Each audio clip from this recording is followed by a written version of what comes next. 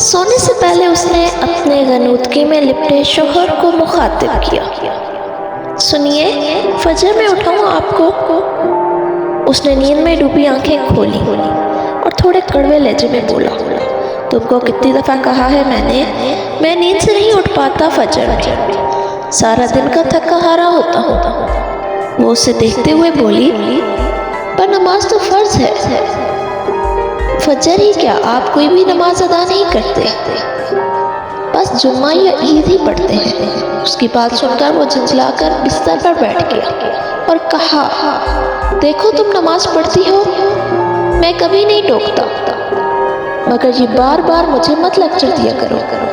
सब ने अपना अपना हिसाब देना है, अब सोने दो मुझे। लाइट बंद कर दो। वो फिर बिस्तर पर लेट गया। अच्छा सुनिए, उसके फिर पुकारने पर उसका ज़ब्त जवाब दे गया।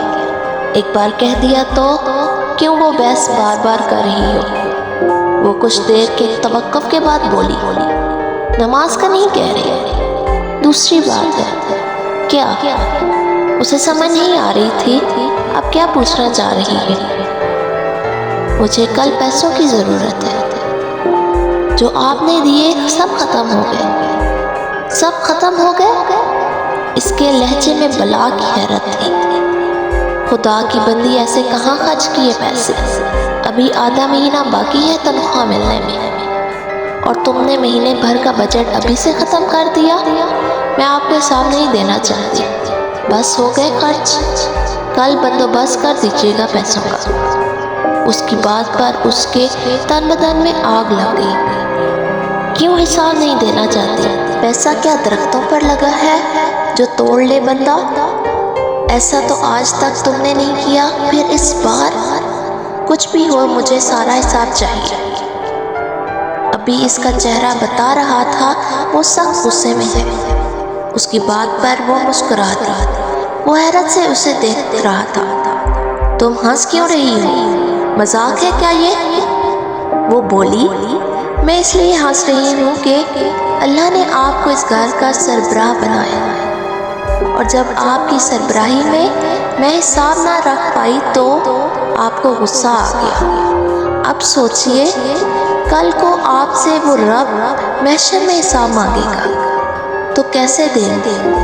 आपका मेरा हिसाब तो चंद हज़ार रुपयों का है, पर बंदे और रब का तो पूरी जिंदगी की एक एक नेमत का है, जिसकी कोई कीमत नहीं, कोई बदल नहीं। वो जैसे सुन हुआ उसे सुन रहा था। वो फिर से बोली, मैंने तो आपको मज़े से कह दिया मेरे पास हिसाब नहीं, पर क्या आप उस बड़े दिन उस रब के सामने ये कह सकेंगे जिस दिन बड़े बड़े बादशाह उसके सामने कांप रहे होंगे? वो चुप हो चुका था, नजरें झुकाए इस तस्वुर में, जैसे उस बड़े दिन के तस्वुर से कांप रहा था। आप फिक्र ना करें, हर महीने की तरह इस बार भी पूरा हो जाएगा।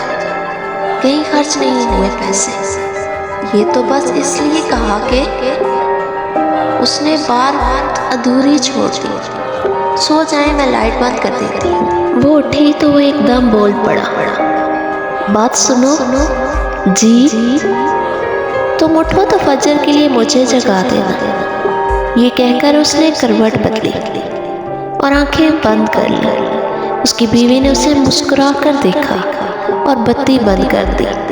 फजर में एक नई रोशनी फूटने वाली थी।